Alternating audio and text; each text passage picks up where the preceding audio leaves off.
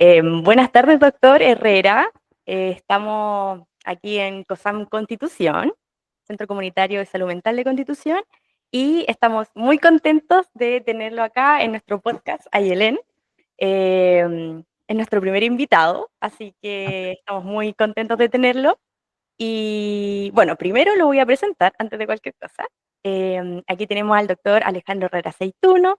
Él hizo su especialidad en la Universidad de Chile de neurología y hizo su fellow en la Universidad Católica de Chile.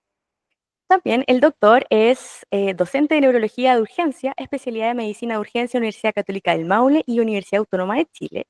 Y también es docente en el diploma de medicina del sueño en la práctica clínica de Pontificia Universidad Católica de Chile. Así que tiene un gran currículum el doctor. Y bueno, doctor, ¿cómo se encuentra? ¿Cómo está hoy día? Bien, bien. Hoy día justo me tocó un día libre, así que como nunca nos va a tocar, digamos, más relajado para conversar y resolver las dudas. Así que listo y presto y dispuesto. Ya, genial. Oiga, doc, mire, hemos recibido muchas consultas con respecto a los trastornos del sueño y queremos partir con algo más general antes de partir por las preguntas más específicas que tiene nuestro usuario. Entonces, lo primero que yo le quiero pedir es que si usted nos podría como definir en realidad qué es el trastorno del sueño. Bueno, los trastornos del sueño son distintas enfermedades que ocurren exclusivamente o predominantemente en el sueño, Ujú. mientras uno está dormido, ¿ya? Tienen impacto en la salud en mayor o menor magnitud. Y quizá una trampa y por qué es importante concientizar acerca de esto es que si yo estoy, por ejemplo, si uno lo piensa, si yo estoy despierto y me duele la cabeza, soy consciente de ello, me preocupo y tomo una acción acorde a eso. O si, no sé, me caigo y me fracturo un hueso, soy consciente de eso y actúo en consecuencia, busco ayuda, ¿ya? Pero la mayoría de los trastornos del sueño ocurren mientras estamos dormidos. Entonces estamos, como todos nosotros hemos dormido y muchas veces no, podemos tener un tremendo trastorno del sueño y ni siquiera enterarnos porque yo estoy dormido, si duermo acompañado, mi testigo también está dormido. Mm. Entonces, importante hacer, digamos, educación en esto porque es mucho más frecuente de lo que se piensa. Sí, y al ocurrir cuando uno está inconsciente, en el fondo en el sueño, es como un enemigo silencioso, porque en el fondo va provocando daño sin que uno se entere, hasta que ya, digamos, ya no hay mucho que hacer, si ya llegan las últimas consecuencias. Claro. Oiga, doctor, ¿y qué patologías estarían dentro del trastorno del sueño? Clásicamente la medicina del sueño se divide en seis grandes capítulos, es como uno lo puede sistematizar de esa forma, ¿ya? Un capítulo bien grande, súper prevalente, es el insomnio, ¿ya sea en su variante aguda o crónica. Otro capítulo importante son los trastornos respiratorios del sueño, ¿ya? Y ahí principalmente está la apnea del sueño. Tenemos los movimientos anormales que ocurren relacionados al sueño, ¿ya? Y tenemos movimiento periódico de extremidades, el bruxismo del sueño, está en una entidad patológica independiente, digamos. Las parasomnias, ¿ya? Que son alteraciones conductuales que ocurren durante el sueño, que ocurren básicamente, como para decir un simple, por estadio o etapas intermedias entre las distintas etapas del sueño. O sea, las parasomnias del sueño no REM, por ejemplo, ocurren porque uno está como a medio camino entre estar despierto y en sueño no REM, y las parasomnias del sueño REM también, como que uno está a medio camino entre estar despierto y en sueño REM, y ocurren distintas alteraciones conductuales. Estamos hablando, por ejemplo, de, eh, no sé, por el sonambulismo, por ejemplo, que la gente lo identifica con mayor facilidad, ¿ya? Tenemos los trastornos del ritmo circadiano, Ujú. eh, que son los trastornos por adelanto de fase de sueño, retraso de fase de sueño y ritmo irregular de sueño, que son, habitualmente uno lo ve en pacientes con algún grado de demencia, ¿ya? Mm. Este último, digamos, el de sueño irregular. Y por último, los trastornos de hipersomnia centrales, ¿ya? Que son, por ejemplo, yo ando con mucho sueño, pero porque mi cerebro, dicho en simple, viene configurado para dormir más de la cuenta. En vez Mm. de 8 horas promedio de un adulto de un término medio de la vida, mi cerebro viene configurado para dormir 11 horas y si no duermo 11 horas ando muerto de sueño. ¿Ya? Como dicho en simple, ¿ya? Ahí tenemos trastornos como, o problemas para mantenerme despierto, por ejemplo. Ahí tenemos problemas como la narcolepsia, tipo 1, tipo 2, Ujú. hipertensión hepática, el PNL-BIM, etc.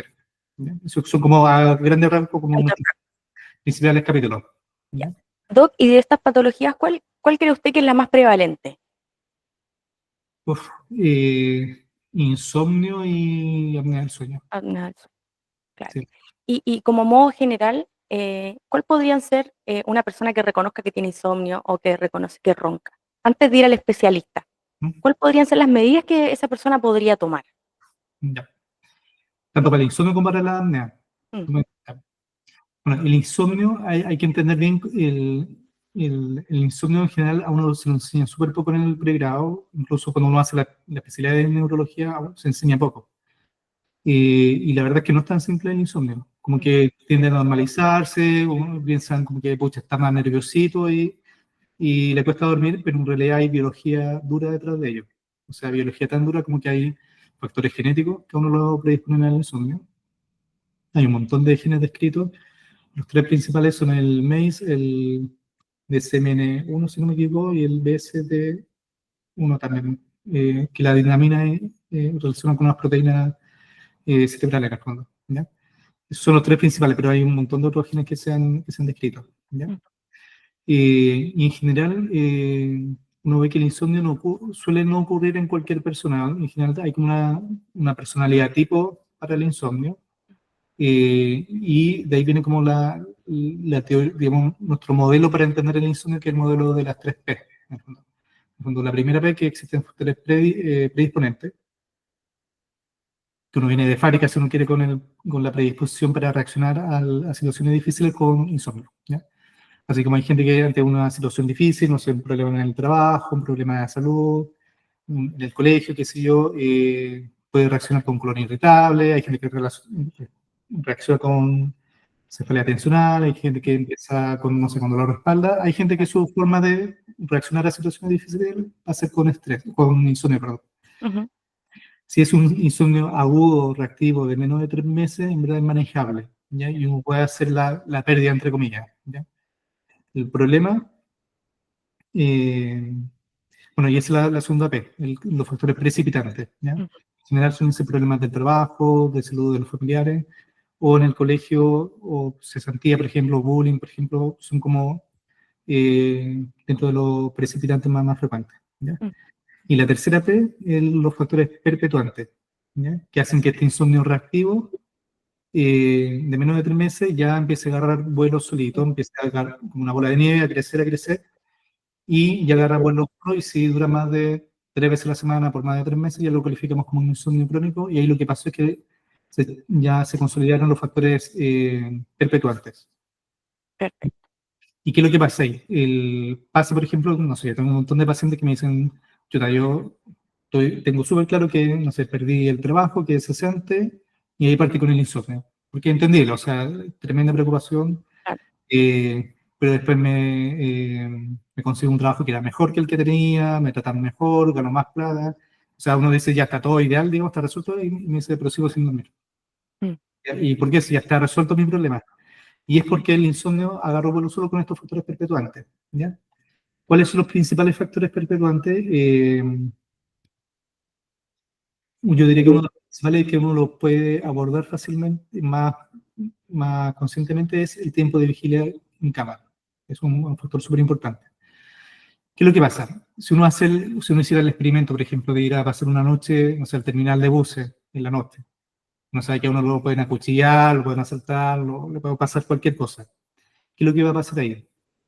Van a ser las 3 de la mañana y mi cerebro va a decir, chuta, son las 3 de la mañana, a esta hora yo debería tener activados mis circuitos de sueño, debería tener desactivados mis circuitos de vigilia, pero estoy en un lugar que si me quedo dormido está en riesgo mi integridad y por lo tanto esto significa estar la supervivencia mía detrás, así que no me importa que sea las 3 de la mañana, activo todo esto para estar alerta, cosa de que si hay el más mínimo peligro o movimiento, estoy alerta y reacciono. ¿Ya? ujú, Lo que se ha demostrado que los pacientes con insomnio crónico, este mismo circuito, que está bien que se active de esa forma en esa situación, porque es algo de supervivencia, es el mismo, y esto visto con resonancia magnética funcional, con el estudio de electrofisiología, son las mismas redes neuronales que están activas, pero ya no en el terminal de uso, sino que en su pieza, en su cama, y ya no con un peligro de vida, sino que basta con que, no sé, ladró un poco más fuerte el perro del vecino y pum, despierto. O pasó más fuerte un auto en la calle, pum, despierto, porque todo eso lo reconozco como amenaza. Y eso pasa porque, en el fondo, mientras más tiempo pasa la persona despierta en la cama y en el dormitorio sin dormir, el cerebro, por reflejo condicionado, que el mismo reflejo de aprendizaje de Pavlov, yo como mamífero que era nos mantiene ese mecanismo de aprendizaje, va relacionando la cama y el ambiente con que no es un lugar seguro para dormir. Entonces, Mm. no sé, pues, si tenemos gente que pasa, no sé, se va a la cama, sobre todo ahora en invierno, que es rico meterse antes, pero la gente que tiene este problema es súper deleterio. No sé, se pone a trabajar con el computador en la cama, responde correos, se pone a ver una serie, hace llamadas, ve redes sociales, qué sé yo, y después de un rato se dispone a dormir, no logra conciliar el sueño, pasa en vela, le da rabia, le da pena, le da frustración. Entonces, al final, ¿qué es lo que pasa? El cerebro va relacionando todo eso y dice, chuta, está en la cama, está el dormitorio, y este lugar sirve para trabajar, para responder correos, aquí la paso mal, porque sufro, me angustio, casi que una sala de tortura, entonces en verdad no es un lugar seguro y mantengo mi circuito de alerta prendido. ¿Ya? Entonces, ¿qué es lo que uno le recomendaría a los pacientes? Que pase el menor tiempo posible despierto en cama. ¿Ya? Eso quiere decir que, por ejemplo, si me dio sueño, estamos hablando en este tipo de paciente con insomnio crónico, si me dio sueño, no sé, a la 1 de la mañana o a las 2 de la mañana, recién ahí me pongo pijama y me meto a la cama. No me voy a acostar a las 10 de la noche porque es la hora de dormir. Y voy a Y, estar con el celular ahí esperando que me dé sueño. o puede ser que a lo mejor se porte bien, puede ser que diga, chuta, me voy a dormir, voy a apagar todo, no sé, higiene del sueño perfecta, que sé yo. Me acuesto a las 10 esperando que me dé sueño hasta no sé, las 11, 12, 1, 2 y recién a las 2 de la mañana le da un poco de sueño. Entonces ganamos 1, 2, 3, 4 horas en que el cerebro fue consolidando esta mala idea, se quedó dormido igual a las 2 de la mañana. Entonces ahí lo que yo prefiero y lo que uno prefiere mil veces es que se quede afuera, tampoco haciendo como algo muy extremo, sino que cosas más rutinarias, monótonas, fome. Y si le da sueño recién a las 2 de la mañana, recién hay que se ponga pijama y se meta a la cama. Mm. Claro, al principio no voy a lograr que se acueste más temprano, pero sí voy a ganar en que elimine 4 horas en que el cerebro va adquiriendo este mal aprendizaje. Claro. ¿Ya? Y, por ejemplo, en ese contexto, ¿podría servir uno sentarse en el escritorio de la pieza y leer? No, tiene que ser un Tiene que ambiente ser externo, perfecto. Ya. fuera. Sí. ¿Ya? O lo mismo, no sé, si durante la noche despierta a mitad de la noche y al ojo sin mirar el reloj, calcula que han pasado 10, 15 minutos y no logra conciliar el sueño, ahí mejor, si ya va a pasar en vela, que cambie de ambiente. Y ahí lo que yo recomiendo es que vayan al sillón del living, una luz cálida, suavecita y se pongan a leer algo aburrido. Y Perfecto. eso también es súper importante, porque si agarran, no sé, una novela que les encanta, se van a atrapar con la novela y se van a despertar más. Tiene que ser algo fome. Yo les digo, no sé, póngase a leer el manual de la lavadora, el manual de la tele, cosas que sean de verdad imposibles de entretenerse. Lo más probable que haciendo eso vuelva al sueño nuevamente. Y ahí uno dice, ya cuando siente que vuelve al sueño y se devuelve a la cama. Aquí sí se queda en la cama luchando porque no se queda dormido. ¿Ya? Perfecto. Y al despertar también lo mismo, o sea, si despierta a las 5 de la mañana, a las 4 de la mañana y ya sabe que no va a volver a dormir, mejor que ahí ya se levante y se viste y parta su día. ¿Ya? Estas medidas suenan como bien extremas al principio, pero en verdad son las más efectivas. ¿Ya? ¿Qué otra cosa va a atacar uno? Lo que uno llama la ansiedad centrada en dormir. ¿Qué quiere decir eso? En general, los pacientes con tendencia al insomnio tienden a tener una personalidad como bien perfeccionista. Son Mm. como súper autoexigentes, les gusta que esté todo bien hecho, Más neurótico. claro, en forma y en tiempo. ¿Ya? Entonces, claro, como trabajadores son súper buenos. De eso mismo lo llevan al plano personal y se autoexigen de que tienen que dormir bien y en la hora necesaria y por el tiempo necesario. Y Entonces, cuentan la hora. entonces, pasa que se acerca la noche y ya empiezan a sufrir antes de cuenta. Y dices, chuta, iré a dormir o no iré a dormir, y si no duermo, voy a andar muy cansado al día siguiente, que van a decir de mí, capaz que me echen o que piensen que no estoy capacitado, que sé yo. Y todo ese enredo, toda esa angustia y preocupación excesiva por el hecho de dormir. Y justo antes de dormir, lo único que hace es liberar cortisol y adrenalina en la sangre, que son dos hormonas que despiertan. Entonces, al final es la profecía autocumplida. Claro. ¿Ya? Entonces, ¿qué es lo que le recomienda uno a los pacientes? Es que no, le dice, chuta, que tengan una actitud más relajada, que no le den tanta importancia al tema, no porque no sea importante, todo lo contrario, es súper importante, pero si le dan mucha importancia y piensan mucho en eso, van a caer en la trampa. Entonces, que mejor tengan una actitud más relajada, que hagan la pérdida, que si duermo hoy día bien, si no duermo bien también, dormiré mañana, pero no va a pasar nada. ¿Ya? Y es más probable que con eso no se me dispare la adrenalina en el cortisol y es más factible que si venga el sueño. ¿Ya? ¿Qué otra cosa recomienda uno? Que todas las cosas que sean activantes en general no sean más allá de las 15 horas, De ¿ya? las Más 3 allá de las 3 de la tarde. ¿Qué cosas son activantes? Té, café, mate, ¿ya? Está acostumbrado, sobre todo ahora que viene la época fría de invierno, eh, como a la tarde, digamos, uno puede permitir una, no sé, una infusión de hierba, una manzanilla, en eso no hay problema, ¿ya? Ya, perfecto. El té, por ejemplo, tiene el equivalente a un tercio de la cafeína de una taza de café. Mm, O sea, no es tan inocuo el té negro, digamos, claro. ¿ya? Entonces, ¿qué otra cosa es un activante? El cigarrillo, ¿ya? Hay mucha gente que se levanta o en la noche fuma, por ejemplo, que tiene Claro. insomnio. O porque cree que lo relaja y que lo va a ayudar a dormir. Exactamente, pero al final se ha demostrado que al revés, lo termina activando al final de cuentas y termina superficializando el sueño.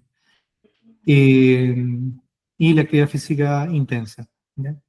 Perfecto. O sea, Eh, si alguien entrena en el día, ¿cuál sería la dosis, o sea, la hora máxima? A las 3 también. lo ideal, si pudiera manejar los horarios y elegir a Ujú. qué hora hacer ejercicio, lo ideal sería temprano en la mañana al despertar y ojalá expuesto a la luz del sol. Eso es como lo ideal. Ah, eso es lo ideal. Perfecto. O sea, lo perfecto enemigo de lo bueno también. O sea, si no puede a esa hora y puede a mediodía o más tarde, también se puede. ¿Ya? Claro. Pucha, el ejercicio tiene alto efecto beneficioso. Uno recomienda que no sea más allá de las 3 de la tarde, pero dentro de todo, por lo menos eso es un área que yo flexibilizo un poco porque igual me gusta que hagan ejercicio los pacientes. Entonces, si hay otras cosas que corregir, prefiero ir a eso y quizá el bajar un poquito la intensidad del ejercicio si es después de las 15 horas para que no sea tan extremo, tan extenuante. Y si tiene posibilidad de hacer ejercicio algún día más temprano en la mañana, que ese día sea más, el de mayor intensidad, digamos. Doc, y si fuera, por ejemplo, ejercicio de fuerza, que no es como puro cardio, eh, ¿podría servir para dormir? Porque a veces generalmente cuando uno hace trabajo de fuerza como que en verdad queda como más somnoliento. Es que estamos hablando en el escenario del paciente de insomnio. Ya, Insomnio uno le recomienda de que no. Ojalá después de las 15 horas ni de fuerza ni de cardio. ¿ya? Las personas que no sufren de insomnio, o sea, si les Ya, viene bien a esa hora, excelente, no, ya. no hay problema. ¿Ya? Oiga, Doc, usted habló un poquito de la higiene del sueño. Em, ¿Qué cosas cree usted que son realmente importantes hacer para mantener una higiene del sueño en general? Sí. Higiene del sueño, acá es importante hacer una distinción, ¿ya? Muchas de las medidas que yo comenté recién para el insomnio son algunos de los pasos, no son todos, pero son algunos de los pasos que se incorporan en la terapia número uno para el insomnio en Chile y el mundo, que es la terapia cognitivo-conductual del sueño. ¿Ya? Ese es un tratamiento de primera línea, ¿ya? Que es distinto a la higiene del sueño, que la higiene del sueño es una recomendación de salud general, ¿ya? Que es válida para todas las personas, con o sin trastorno del Bueno, sueño. el sueño, por O ejemplo, sea, equivalente a que yo le diga haga ejercicio, alimentarse de forma saludable y higiene del sueño. ¿Ya? Está en ya. esa categoría. ¿Ya? Eh, Principalmente, sobre todo con el mundo moderno que tenemos hoy por hoy, yo diría evitar como el sobreestímulo de pantalla, Ujú. o de ser computador, móviles, televisión, digamos. En general uno se llena de actividades las 24 horas del día, entonces al final el espacio reservado que le deja para dormir cada vez es menor, y eso hace que estiremos el elástico y tengamos pantalla activa hasta más tarde, que mezclemos los ambientes y esto mismo, de que a lo mejor tengo, no sé, conectado el Netflix en la pieza y me pongo ahí a ver la serie. Claro, todo eso al final perjudica la higiene del sueño, ¿ya? Darle señales claras al cuerpo de que estamos en el momento del día que es para descansar y que estamos, o que estamos en el momento del día que es para dormir o para estar activo, perdón. Por ejemplo, la vestimenta y la ducha, esos son marcadores súper potentes, ¿ya? Eh, si uno está fuera de la cama, ojalá sacarse al tiro el pijama, ducha, cosa que el cuerpo sienta cosas físicas de que, dice, chuta, aquí hay un punto de corte que paró mi fase de descanso, tengo que partir mi fase de actividad, y al acostarse también, o sea, permanezco con vestido como activo hasta el momento que me acuesto, que ahí me pongo pijama y me meto a la cama. ¿Ya? Sí, porque o sea, pasar Y, todo el día con pijama es pésima idea. claro, o sea, y sobre todo si hay algún problema para dormir. O sea, hay Perfecto, gente que no tiene ningún problema para dormir, que duerme regio, y se puede dar el lujo de andar con pijama todo el día. Bueno, ahí no, la excepción que confirma la regla, claro, pero claro, lo que uno recomienda es como, son todas claves ambientales en el fondo que me permitan diferenciar bien mi fase de las 24 horas que es para descansar, el sueño, digamos, versus la que es para estar activo. perfecto. Oiga, Doc, ¿y cuándo conviene ver a un especialista? Pucha, si tenemos sospecha de algún trastorno del sueño, de alguno de los que yo mencioné, yo recomendaría consultar la verdad, porque en verdad para la en verdad el manejo especializado, incluso el insomnio. Por ejemplo, psicólogo experto en administrar y dar terapia cognitivo-conductual en Chile hay súper poco, por ejemplo. Eh, entonces hay que tomar una serie de medidas para eso. Para el manejo de apnea del sueño también, digamos, eso requiere manejo por especialista. Eh,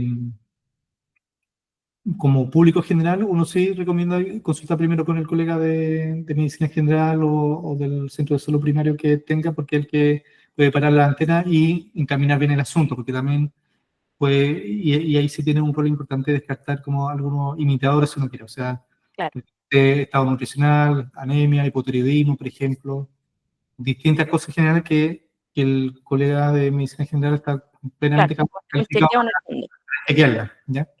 Y él, en el fondo, hacer en el fondo de cribaje si es como para trastorno del sueño y ya derivar derechamente, o es para, o es alguna otra cosa que hay que descartar. ¿Ya? De hecho, eso no va al ICSD, que el Manual de Clasificación de Trastornos del Sueño Internacional.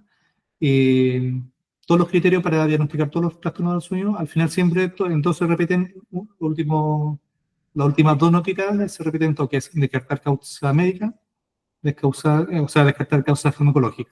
¿Ya? O sea, que la persona que yo estoy viendo sea, la excesiva Claro, somnolencia sea en verdad por un trastorno del sueño y no sea porque está tomando un relajante muscular claro, o algún otro fármaco que favorece que tenga mayor somnolencia diurna o que tenga alguna condición médica, claro, alguna anemia. anemia, por Mm, ejemplo, hipotiroidismo, más claro, frecuente, ¿ya? Eh, digamos, que me explique ese grado de hipersomnolencia. ya, perfecto. Ya, Doc, bueno, ahora vamos a pasar a otra etapa. No sé cómo andamos con el tiempo porque usted igual está ocupado. Dígame usted si alcanzamos a hacer algunas preguntitas. No, alcanzamos, sí, yo creo que unos 15 minutos. Vale, Tengo vale, la hora de papá después, entonces son impostergables. ya, vale. Entonces ahí podemos como ir respondiendo un poco más al hueso. Ya, primera pregunta. ¿Es bueno dormir siestas? En primera instancia, no. En primera instancia, no. ¿Ya? En general, nosotros somos una especie, digamos, con una monofase de sueño. Ujú, Quiere decir que de las 24 horas es un bloque de horario el que está destinado para dormir. Es importante porque hay especies que son más crepusculares, por ejemplo. ¿Ya? Hay especies que despiertan en el crepúsculo o que se duermen en el crepúsculo y que, por lo tanto, tienen las 24 horas dos ventanas de tiempo destinadas para dormir. ujú. ¿Ya? No, nuestra especie no, tiene solamente una. Si la persona está durmiendo siesta, en el fondo hay que parar la antena de que no esté durmiendo siesta para compensar un sueño de mala calidad en la noche. Eso es lo Perfecto, que uno piensa, ¿ya? O sea, si me dice, pues en verdad yo durmiendo siesta funciono bien, ya, pero durmiendo con el sueño de la noche debería quedar funcionando bien el resto del día. Si queda con deuda en el fondo de sueño, por alguna razón, deuda de cantidad o de calidad de sueño nocturno, es que, claro, va a notar el efecto beneficioso de la siesta, pero hay uno para la antena de ir a ver cómo está el sueño nocturno, que a lo mejor nos falta cantidad de horas o nos falta calidad, y ahí entran los distintos trastornos del sueño. ¿Ya? ya. O sea, idealmente no tener el hábito de una siesta. Eh, no es recomendable, o si lo tiene, la recomendación es consultar para chequear que no haya nada detrás. Ya. ¿Y hay algún como tiempo, así como ya que la siesta no sea más de media hora o 15 minutos? Eh, Porque hay siesta hay personas que duermen como 2 horas en el día. hay indicadores, o sea, mientras más larga la siesta, en general uno tiende a pensar de que lo que me está afectando el sueño nocturno es de mayor intensidad. ¿Ya? Perfecto. Como esa relación. Si de repente no sé, una siesta o una siesta involuntaria, por ejemplo, que está haciendo una actividad monótona en la tarde, después del almuerzo, un ambiente medio tibio, caluroso, Mm. todas las condiciones como para que le dé sueño y se queda pestaña solamente 5 minutos, claro, ahí uno podría quizá restarle importancia porque uno se lo podría atribuir como al contexto ambiental. ¿Ya? Pero claro, si son siestas de 1 hora, 2 horas, claro, y algo está pasando con el sueño nocturno que está quedando con deuda. Perfecto. Doc, ¿hay personas que pueden funcionar con menos horas de sueño? Se supone que sí, que está descrito en la literatura, ¿eh? Que son los dormidores cortos. ¿Ya? Ahora, en la práctica, lo que uno ve en la práctica clínica es que habitualmente más que dormidores cortos es que compensan de alguna forma el sueño insuficiente. ¿Ya? O sea, duermen menos de las horas que necesitan y para funcionar lo compensan de otra forma, con exceso de tazas de café o con energética, o que se ponen a hacer actividad física intensa como para despertar y ahí como que se activan más y siguen funcionando. ¿Ya? Y ahí ese no es un dormidor corto real en el fondo, es que es un dormidor normal que duerme menos de las horas que les corresponde y que tiene una estrategia como para compensar. ¿Ya? Ujú. Entonces, ahí la diferencia es que es bien fina, digamos. ¿Ya? Ahora, dentro de la normalidad hay gente que va a tender a dormir un poquito más y un poquito menos, que está dentro de la normalidad. O sea, en un adulto promedio, lo recomendable son 8 horas más o menos 1 hora. O sea, entre 7 a 9 horas en el fondo, con un promedio de 8 horas sería como lo normal, esperable. ¿Ya? Un dormidor corto, estamos hablando de alguien que me diga que necesito 6 horas, 5 horas para dormir y ando bien. Eso como difícil, existe, se supone, pero es difícil de creer. ¿Sí? Claro. Sí, hay un, Ahí uno va a buscar otra cosa en general. sí, hay una usuaria que nos comentó que ella dormía desde chiquitita, que dormía como 3 horas toda la noche y en el día no tiene sueño. De hecho, yo la veo y no tiene ni una ojera. Y yo que duermo más, mire cómo estoy. Entonces, eso, Ahí lo que puede estar pasando es otra cosa que la mala percepción del sueño, ya, que eso también existe. Y de hecho los pacientes con insomnio crónico también tienen mala percepción del sueño. Por ejemplo, los pacientes con insomnio crónico, uno los somete a un polisomnograma y el estudio de sueño para ver cuánto durmieron. Y uno les pregunta cuánto durmieron y en general hay diferencia entre 24 minutos a 2 horas de lo que ellos percibieron de lo que realmente durmieron. ¿Ya? Entonces puede que, no sé, me dicen, claro, dicen, dormí 4 horas, pero uno en el polisomnograma ve que en verdad durmieron 6 horas. ¿Ya? Y eso es porque ahí esas 2 horas en el fondo tienen mala percepción del sueño y piensan que están, es como loco, pero piensan que están despiertos, pero en verdad están sueño. están durmiendo. Habitualmente están en etapa no REM N1, N2 podría ser también un poquito. Son etapas más superficiales y ahí incluso puede costar distinguirse desde el primera persona, puede costar un poquito darse cuenta y ahí es donde ocurre generar la mala percepción. Mm, perfecto. Doc, hay personas, ya, eso ya lo respondimos. ¿Qué puedo hacer si despierto al mínimo ruido, incluso usando tapones? Eh, Escucha, un poco lo que conversamos recién acerca del insomnio, tratar de no darle importancia, volver a dormir y si no logra conciliar el sueño, al ojo, y es súper importante no castigarse en el fondo mirando el reloj y como tratando de cumplir horario.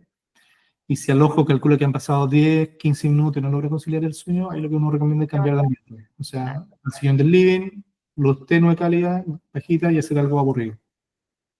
Ya. Doc, y si esto persiste, por ejemplo, ¿cuánto tiempo debería resultar haciendo yo, por ejemplo, ya todos los días me levanto a las 2, ya no puedo seguir durmiendo, hago esa rutina? ¿Al cuánto tiempo yo debería mejorar siguiendo esa rutina, cambiando de ambiente?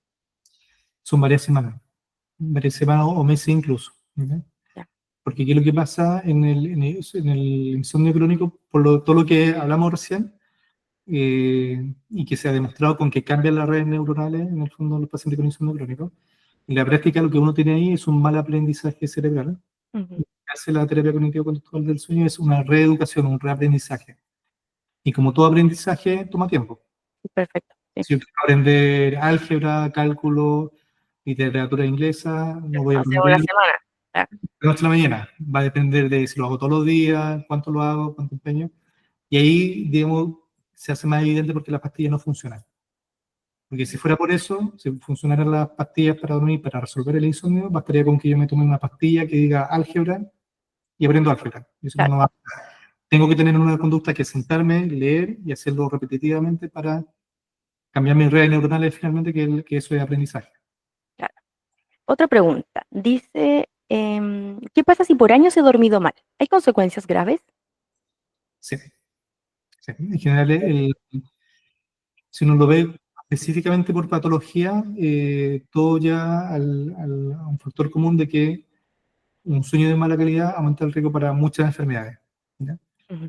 Por ejemplo, el mismo insomnio crónico, por ejemplo, aumenta el riesgo para hipertensión, para trastornos del ánimo, etcétera, una serie de cosas. Y cuando se hace como todo el cúmulo, en general, tienen un 34% más de morir por cualquier causa que alguien que no tiene insomnio. Un 34. Por ciento sí.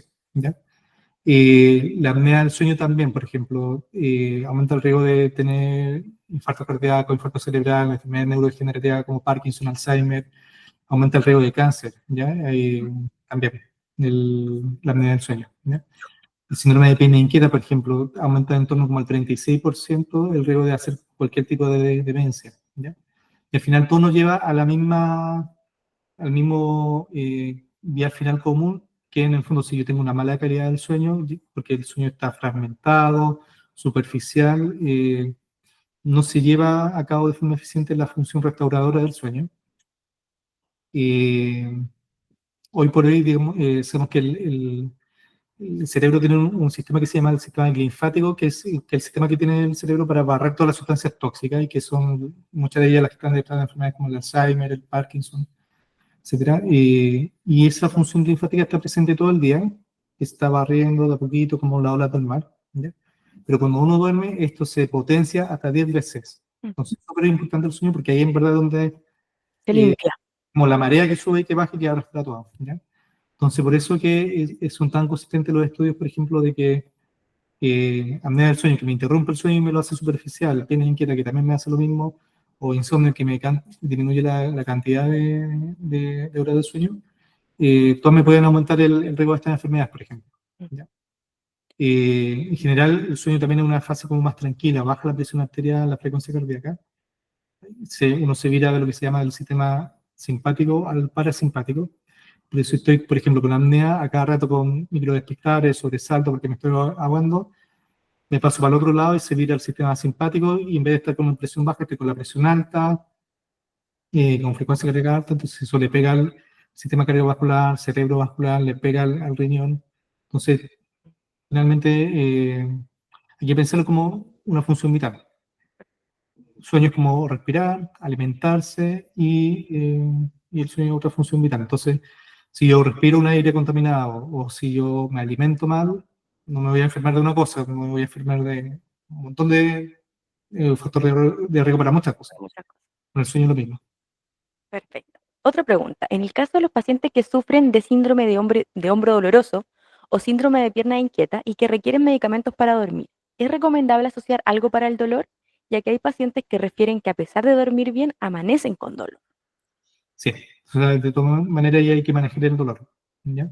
Que sea hombro doloroso o lumbociátrica o lo que sea, sin duda que va a interrumpir el sueño, va a aumentar el riesgo de insomnio crónico, y sí hay que manejarlo de todas maneras, ¿ya? ¿Cuál es la recomendación? Tratar de evitar medicamentos que sean muy sedantes, que pudieran, sobre todo en población mayor, aumentar el riesgo de apnea. Por ejemplo, relajante muscular, por ejemplo, y si vemos que alguien más o menos gordito, hombre, cuello corto, que sea, que tiene una probabilidad de pretest alta de apnea, y está con un hombro doloroso, o un lumbago, qué sé yo, quizás de buena primera no es bueno darle un relajante muscular, por ejemplo, como parte del manejo del dolor, y me voy a ir por otra línea de, no sé, un Celecoxib, un Naine, qué sé yo. Pero si le doy relajante muscular, claro, va a andar con menos dolor, va a relajar la musculatura, pero se me va a disparar el apnea y lo voy a echar a perder por otro lado. ¿Ya? Eh, Eso, y en cuanto a piernas inquietas, ahí, claro, hay que hacer el manejo específico de las piernas inquietas. ¿Ya? Ya, Que hoy por hoy son cuatro ejes. Primera línea es usar alfa-2 delta ligando, que son pregabalina, gabapentina como primera línea. Muchas veces tiene que ver con bajos niveles de fierro dentro del cerebro, así que una cosa que hacemos es chequear el fierro y está bajo las metas que pedimos, que nosotros en general pedimos no que esté normal, sino que esté mejor que normal. Y ahí tenemos unos cortes que son distintos, suplementamos fierro.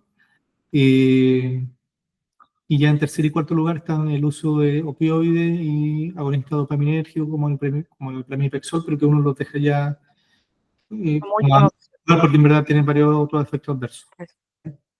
Y claro, si uno tiene combinación, en ese caso, pierna inquieta, dolor, quizá alguna combinación analgésica de paracetamol con tramadol, por ejemplo, Ya, podría venir bien, porque alivia el dolor por un lado y por otro lado estoy tratando pierna inquieta también. ya. Entonces ahí el foco sería primero tratar el dolor más que dar algo para dormir. Sí, sí. Sí, porque el problema para dormir, como hablamos recién, no es con pastillas, sino que es Ya, como con el manejo conductual. Pero claro, si estoy con una cuestión que me está molestando, me están haciendo tortura china toda la noche, no voy a exacto, dormir. Entonces hay que manejar el dolor. claro. Ya, Doc, otra pregunta. Para los pacientes que están con CPAP y que aún sienten que no tienen un sueño reparador, ¿cuál sería el siguiente paso para ellos? Ahí, controlarse ojalá con su especialista en medicina del sueño. ¿Ya? Eso se llama, esa es la somnolencia residual Mm, al CPAP. ¿Ya? Los equipos de CPAP ahora modernos en general van guardando la información y uno puede tener certeza de cómo está la terapia en el día a día. ya. Y pasa efectivamente que hay pacientes que cumplen con todas las metas. Lo usan súper bien, no tienen fuga, son súper disciplinados y aún así andan con sueño. Ahí lo que hay que ir a investigar es que no haya un segundo o hasta un tercer trastorno del sueño concomitante que le esté provocando la excesiva somnolencia diurna, ¿ya? Y es frecuente ver, yo diría que aproximadamente, por ejemplo, me acuerdo en la católica, como el 20% de los pacientes que veíamos con apnea del sueño tenían el sistema, además, movimiento periódico de extremidades inferiores. Mm, Claro, le pongo el CPAP, corrijo lo respiratorio, pero tengo todavía el trastorno del movimiento que me va a fragmentar el sueño, me lo va a superficializar y va a hacer que ande muerto del sueño al otro día. claro. Entonces hay que ir a ver Ya eh, hay algo concomitante entonces. eso de todas maneras. Doc, las embarazadas, cuando tienen insomnio, ¿qué ¿Mm? pueden hacer? También sería como terapia conductual, porque no Sí, pueden tomar casi sí. ningún fármaco, nada. Primero porque es el tratamiento de primera línea. Sí. Y segundo, identificar bien si lo que está pasando es insomnio o es otra cosa. ¿Ya? Porque un problema que es bien frecuente en embarazada es el síndrome de pierna inquieta. ¿Ya? Mm, Porque como tiene que ver con bajos niveles de fierro y se pueden depletar de fierro, ¿entiendes? Y sobre todo en la medida que van avanzando los trimestres del embarazo, uno lo ve sí, con más frecuencia. Y sin tener esta sensación imperiosa como de mover las piernas, como de desesperación, no logran ponerse cómodas, se mueven para allá, para acá, buscan el lado frío de la cama. Y habitualmente las piernas inquietas no ocurren, tienen un componente circadiano, eso quiere decir que aparecen justo en el peor momento que una cosa que es cuando uno se quiere oh, a descansar, ¿ya? No aparecen a las 3 de la tarde, de la mañana, sino que es ahí, en la noche, y aparecen en reposo. ¿Qué es lo que me provoca eso? Es que habitualmente ya un poquito más entrada la noche, 1, 2 de la mañana, como tienen este componente circadiano, desaparece. Ahí ya se van los síntomas. Y recién ahí, como que dejan tranquilo al paciente para que concilie el sueño y se queden dormidos ahí recién. ¿Ya? Eso lo que me provoca es un retraso de fase de sueño. Retraso de fase de sueño se puede confundir con insomnio de conciliación, porque en el retraso de fase de sueño yo duermo no sé, mis 8 horas, por ejemplo, que corresponden, pero en vez de dormir en el bloque horario que me corresponde, más sano, digamos, no sé, pongámosle de las 11 de la noche a las 7 de la mañana, se me corre y duermo de las 2 de la mañana hasta las 10 de la mañana. mm, Se me corre, eso se llama retraso de fase de sueño, es todo el bloque que se me corre para allá. Pero resulta que no se puede despertar a las 10 de la mañana, tiene que despertarse a las 6:30 para ir al trabajo. oh, sí, ¿Entiendes? Entonces, al final, pero la pista ahí está que el fin de semana te dicen que son capaces de dormir hasta más tarde. ¿Ya? ¿Por qué es importante distinguirlo? Porque el manejo es completamente distinto, ¿ya? Tienen Claro. que ser súper frecuente que me provoque un retraso de fase secundario, que yo, si no pregunto bien, me confunda y lo interprete como un insomnio de conciliación. Eh, Podría haberme tentado, no en embarazada, pero en alguien no embarazada, eh, a dar un fármaco Z, tipo Cepiclona, Solpiden, que en fase aguda, como terapia puente, se puede hacer, no hay ningún pecado, ¿ya? Pero en las pacientes que tienen piel inquieta por déficit de hierro, yo le doy Solpiden, o Sopiclona o Esopiclona, y tienen alto riesgo de hacer un trastorno de la conducta alimentaria relacionado al sueño, que Mm. generalmente se ponen a comer dormidos. Oh, De peso, despiertan y hay migas de pan, galletas, chocolate, que no saben cómo llegar. O parece que pueden, yo tengo eso. o pueden tener también que otro efecto, está en la misma línea, digamos, del trastornos conductuales relacionados al uso de fármacos Z. Tener conversaciones con el esposo, con la señora, que no se acuerdan al día siguiente. Me acuerdo que había una paciente que los dos casos como más anecdóticos, pero que tuvieron consecuencias, eh, que habían llamado al jefe y lo habían subido y bajado de grado, en este estado de transición, digamos, gatillado por fármacos Z.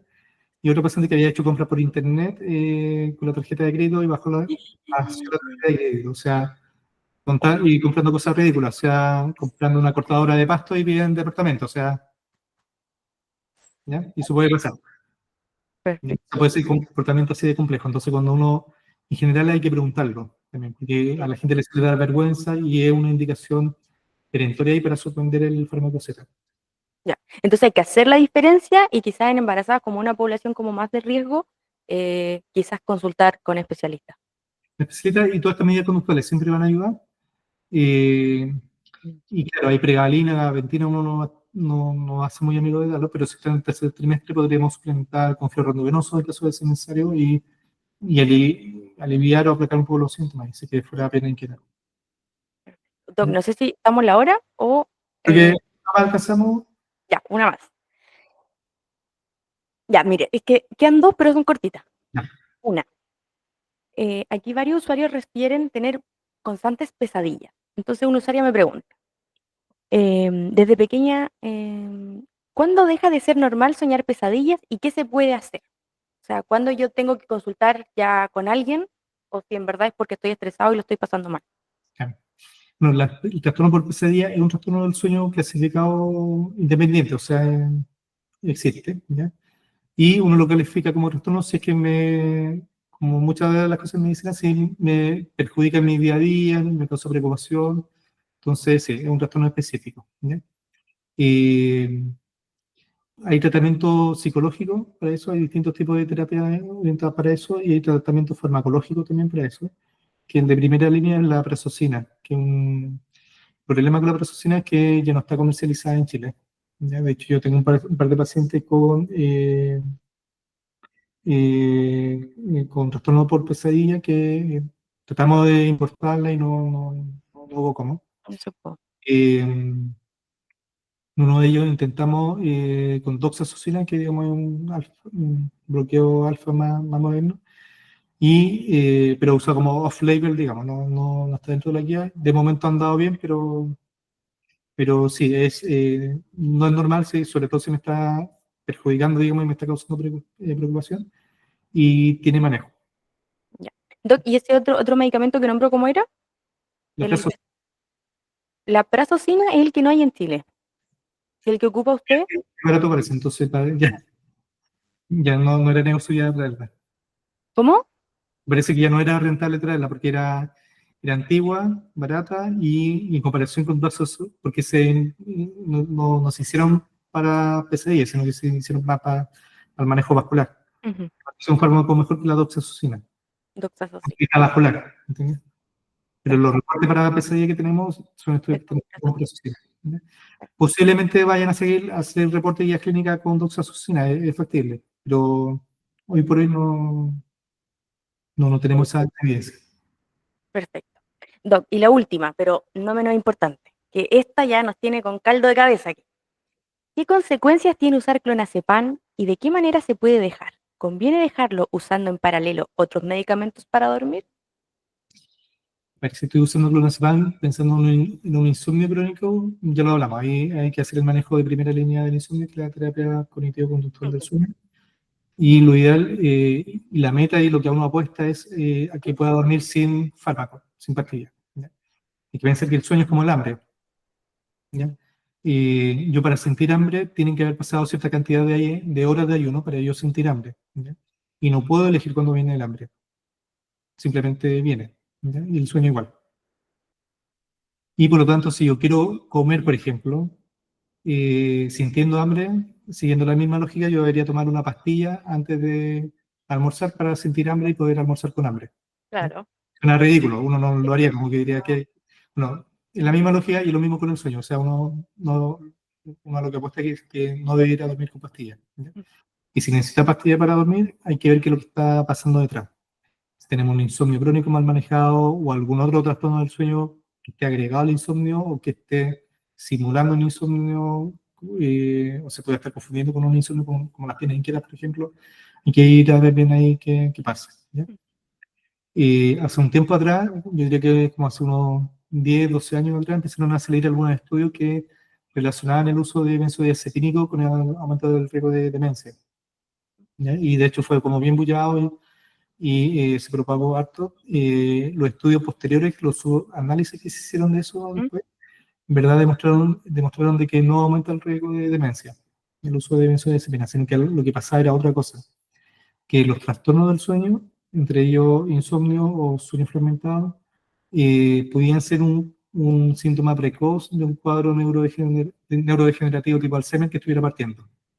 Mm, Entonces, que yo tomo benzodiazepina y me provoca la demencia, sino que claro. el cuadro de demencia es suficientemente progresivo y la primera pista el primer indicio medio es que parte con trastorno del sueño, que se toma benzodiazepina y después desarrolló la enfermedad, pero venía de base. Eso es lo que mostraron finalmente lo- lo- los estudios ya más posteriores que separaron bien todas las variables. Pero sí el clonazepam afecta la memoria, porque es algo que igual siempre se dice. ¿Cómo? Es algo que frecuentemente uno escucha, como el clonazepam afecta la memoria. O sea, en el sentido de que me afecte la memoria porque me va a provocar Alzheimer y producto del Alzheimer con problemas de memoria, no, por ese camino no. Pero en el rendimiento diario, o sea, efectivamente voy a rendir más bajo cognitivamente, no solamente de memoria, sino que de atención también. Ujú. En el fondo voy a dar más bajo, digamos, menos activo.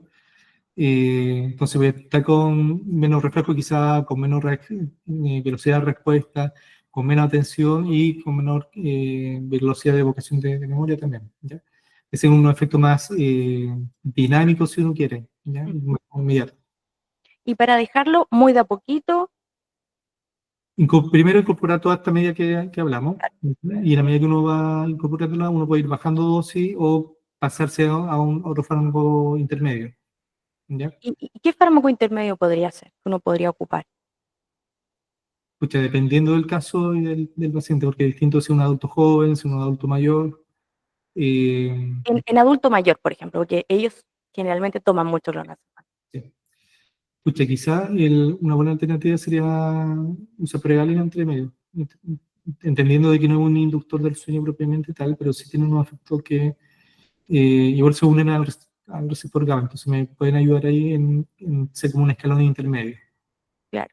Y después finalmente que ya saco clonazepam, termino con pregabalina hasta sacarlo en algún momento. Sácalo también. En el fondo lo ocupo como un escalón, ¿no? Claro. Intermedio, ¿ya?